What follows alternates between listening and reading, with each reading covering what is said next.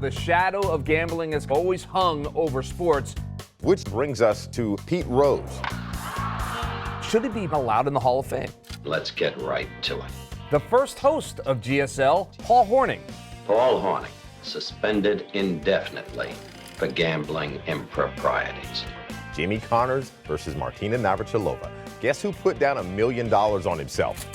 A $500 investment raise, would you believe was over $104,000 they came back with after that first one? Tennis back in that time period was just amateur players, and there was no prize money. So if you're not making money doing it that way, I guess you start looking for other ways to make money. Hey everyone, welcome to this episode of Greatest Sports Legends Then and Now. This episode is all about gambling in sports. It's history and where we are today, and I'm willing to bet you, Murph, going to have a fun show. All right, Wes. Well, you know, the shadow of gambling has kind of always hung over sports because it really goes right to the integrity of the games. Yeah, so we talk about a shadow. How about the greatest sports controversy in the 20th century, the 1918 White Sox? It's a scandal that kind of rocked the sports world across the globe. Man, so think about it like this. Arnold Rothstein got some of the White Sox players to throw the World Series in exchange for bribe money. They were somehow acquitted for their alleged crimes, but a few years later, Judge Kennesaw Mountain Landis, baseball's first commissioner, decreed that all 8 players were permanently banned from organized baseball. You see the precedent. Even a whiff of being connected to a gambler and you get disciplined. It is what it is, which actually brings us to a GSL alumnus, Pete Rose, back in 1978.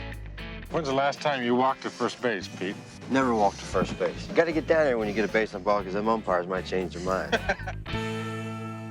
Well, Rose hustled his way into being a shoo-in for the Baseball Hall of Fame, but 10 years after that appearance, he was banned for life, being accused for betting on baseball games. Should he have been banned for life? There's a strong argument for it. You look at the Black Sox scandal as an example. You can see corruption taking over the sport, and that's why commissioners react so strongly to it, because it's really all about the fans. If the fans can't trust the product, it can destroy a sport. Yeah, there's no doubt about that. And I understand that, you know, banning someone for life is a real deterrent for keeping guys from doing it again. But I'm not sure if the crime and the punishment fit one another. Yeah. You know, you stop to think, even violent criminals, guys that have done much worse than betting on a baseball game, they get a chance to kind of rehabilitate their image. Pete Rose never really had that chance. You know what? That's actually a good argument for ending the ban, because Pete Rose, didn't create an advantage for his team or the other team, and it wasn't like he actually affected the outcomes. Right. Just bet on himself. Yeah, and you think about the steroid era, the guys that were involved in taking steroids, certainly they had a much bigger effect on the outcome of games than Pete Rose ever did. I think that the greater penalty should have fallen on the guys with the steroids. So my ears tell me that you are saying that Pete Rose has been treated unfairly. Yeah. And I get it. Baseball is rightly freaked out given their history with gambling. But I want to know, once and for all, your thoughts. Should it be allowed back in the game of baseball? Yes, I would like a little more contrition.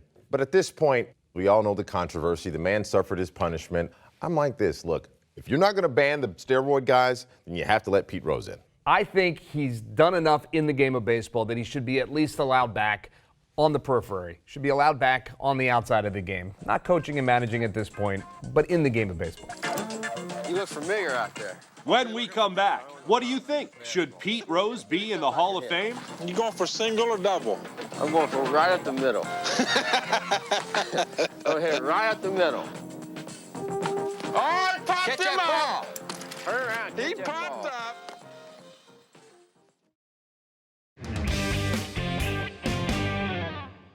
Welcome back to Greatest Sports Legends Then and Now. We are talking about sports gambling and some of our legends, and specifically Pete Rose. After he was banned from baseball, it was really all downhill for Pete. In 1990, he was convicted of cheating on his taxes and was sentenced to 5 months in jail. And the Hall of Fame then permanently banned him from being inducted. They made a connection back in 1991, and they said that it would, and I quote, exclude individuals on the permanently ineligible list from being inducted into the Hall of Fame by way of the Baseball Writers Association of America vote, which leaves only one guy still on the outside looking in, Pete Rose. Yeah, but at the end of the day, if you go to the Baseball Hall of Fame and you go down the record of those that are enshrined, you're going to find some pretty nasty characters are in the Baseball Hall of Fame already. It's a museum celebrating the game. Pete Rose deserves to be there. And who better to make the case for Pete Rose than Pete Rose himself, especially when he's making the argument based on the numbers. Well, you know, I'm over 3,000 hits. I should get Stan Musial's all-time record. I've close to 600 doubles. Average over 100 runs scored. I've hit 313 times. Made the All-Star team 13 times in 4 different positions. Hitting 44 straight games. Got the all-time record for switch hitters and things like that. And Most valuable player. Most valuable player in the World Series. Most valuable player in the All-Star game. And 3 batting titles and a couple home runs off of you. So I did everything expected of a kid from Western Hills High School. And that was before he played for the Phillies. He went on to play 10 more seasons since that GSL clip. And the numbers, well, they prove the point. So I ask you, Wes, Hall of Famer or not? The Hall of Fame is not about choir boys. It's all about the guys who get it done on the field. And by the numbers, Pete Rose should be in. Yeah, baseball's all-time hits leader. Enough said. He's a Hall of Famer. All right, now you and I have agreed, but somebody over there has another opinion. Mark, what do you say? Yes, the all-time hits leader in baseball should be in the Hall of Fame. It's just a shame that guy happens to be Pete Rose, who's done nothing to atone for his sin of breaking the golden rule, the one golden rule in all of baseball: don't bet on this game. And by the way, the only time he actually admitted to it was when he got a book deal. So it was to make money off of finally admitting it. So no, absolutely not. Pete Rose not deserving to be in the Hall of Fame. End of discussion. Okay, so we're all entitled to our opinions, whatever they may be. But let's shift gears from the diamond to the hardwood. Yeah, because, you think about it, in hoops, only 5 guys on the court, a little bit easier to control the action, I would think. Still not a slam dunk, though, because think about the Boston College point-shaving scandal in the late 70s. Remember, the mob had their hooks on some of the BC players, and what they wanted them to do was to match the point spread of the game. You would think that would be easy to do. However, didn't go as planned, and after which one of said mobsters decided to remind the players of this, and I quote, "I didn't threaten him or nothing. I just said it's hard to play basketball with a broken arm." It's a pretty persuasive argument, and I think he probably got his point across. Yes. It's tough to ignore because one of the people that was involved in that was a guy by the name of, and tell me if you recall this, Henry Hill. I think I know that name from the movie Goodfellas fame. Yeah. So, of course, famous for the Lufthansa heist that he was a part of. Interestingly enough, he fixed 9 games. Right. But only 4 of them actually were profitable for the gangsters. And with that in mind, we turn our eyes to the golden boy, GSL, 1973, Paul Hornung. Oh, this few years ago. You look like a boy. Out of Notre Dame, Heisman Trophy winner. Part of that backfield tandem with Jim Taylor and the Packers, right? That's right, Wes. And when we come back, we'll get into Paul Hornung, how he got caught up in his own gambling scandal, a man that Vince Lombardi loved like a son. April 17, 1963. Pete Rozelle announces Paul Hornung, along with Alex Karras, suspended indefinitely for gambling improprieties.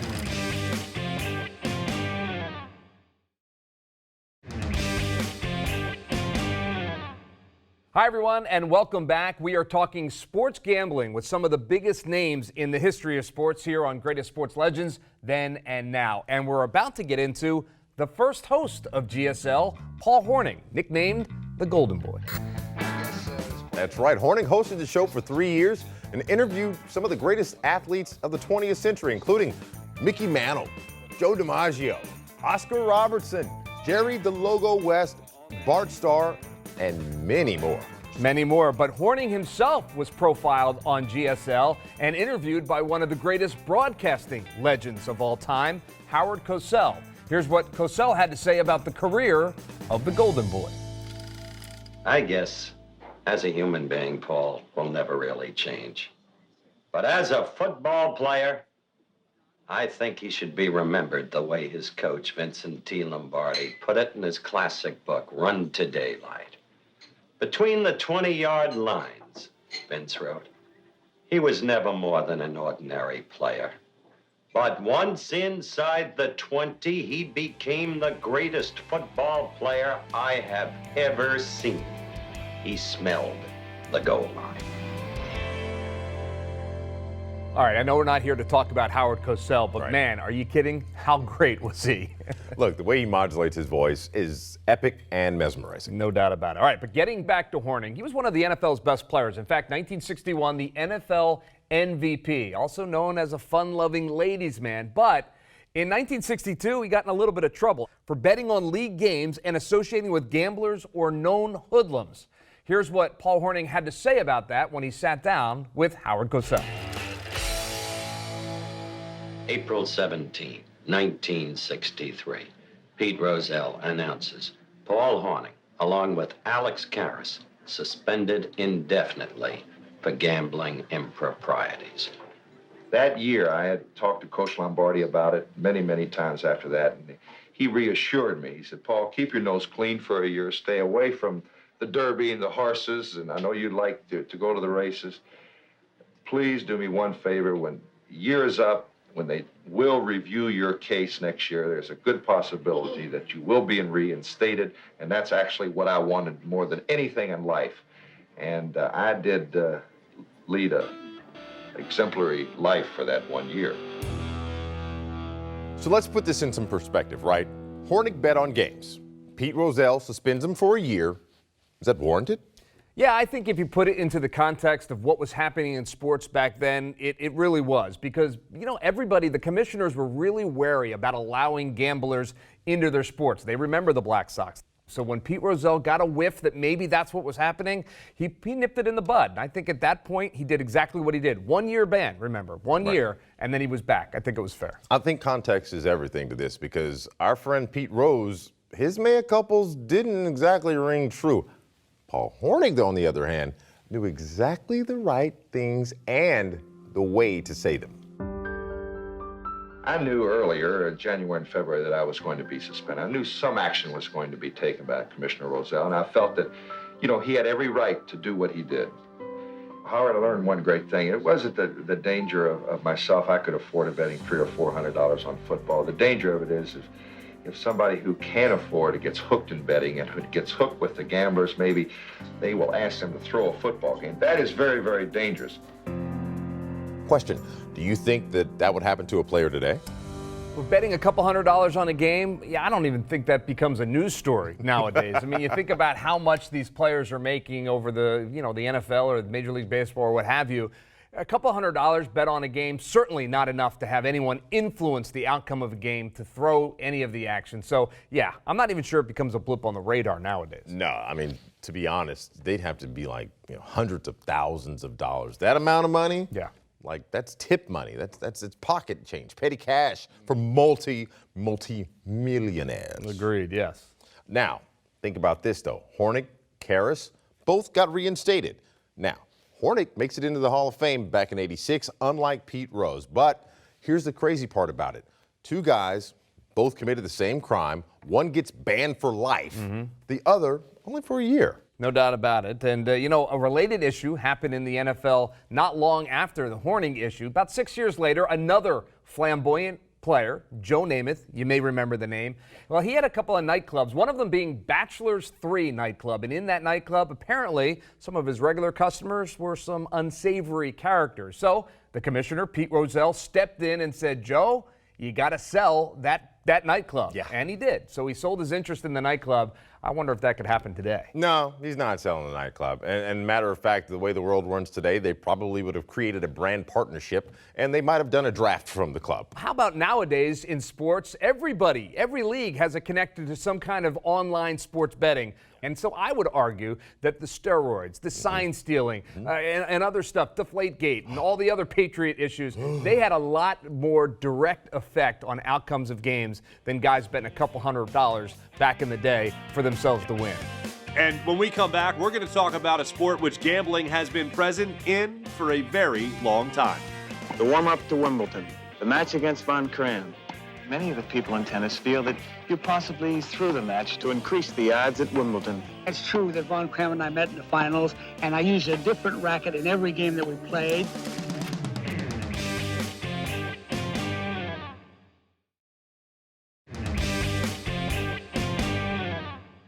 Welcome back to Greatest Sports Legends Then and Now. We are talking about sports gambling, and it seems unthinkable right now, but back in 1979, Major League Baseball Commissioner Bowie Kuhn actually banned Willie Mays from the game because he accepted a job as a greeter at the Bally's Casino.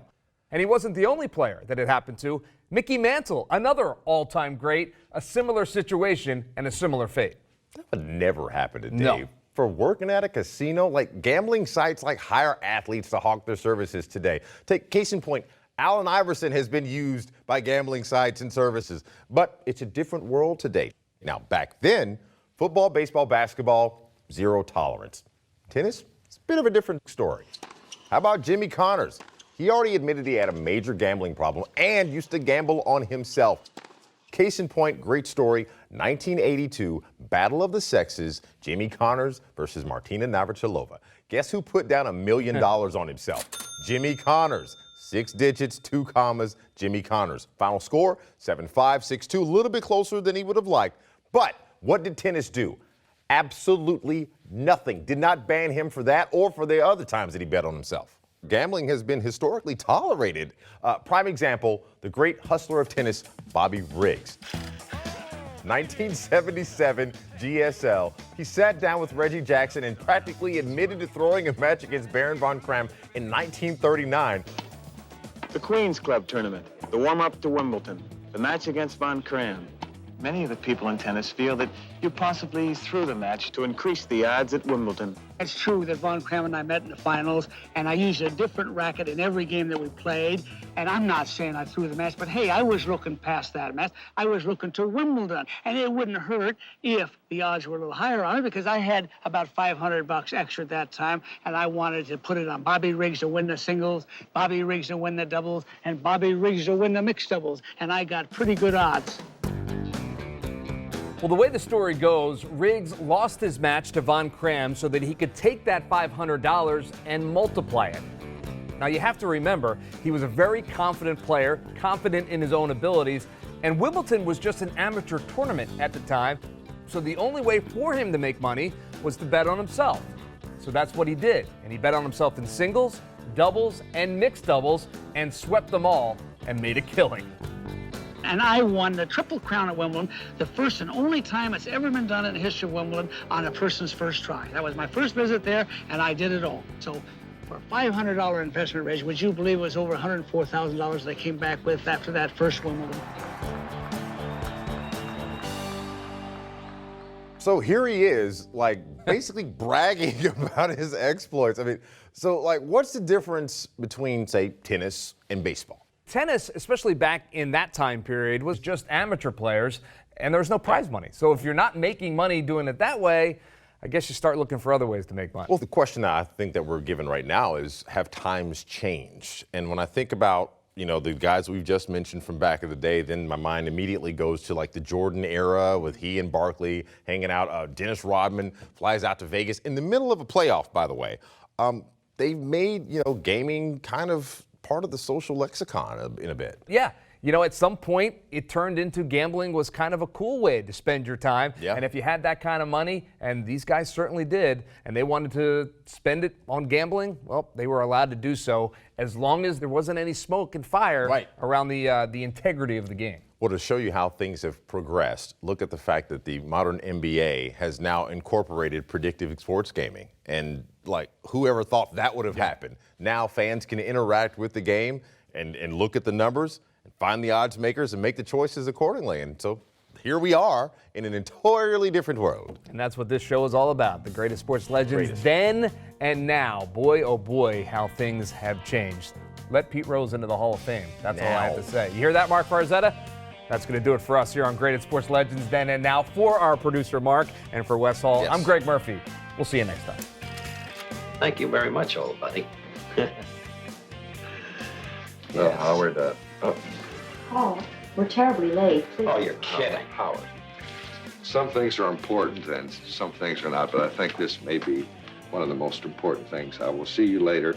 I have to do it. I have to do it. I don't believe it.